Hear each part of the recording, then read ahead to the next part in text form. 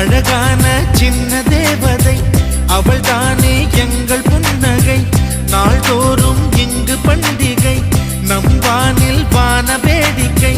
இதுபோல சொந்தம் தந்ததா இறைவாவா நன்றி சொல்கிறோம். உனக்கேதும் சோகம் தோன்றினா இங்கே வா இன்பம் தருகிறோம். சரவெடி போல்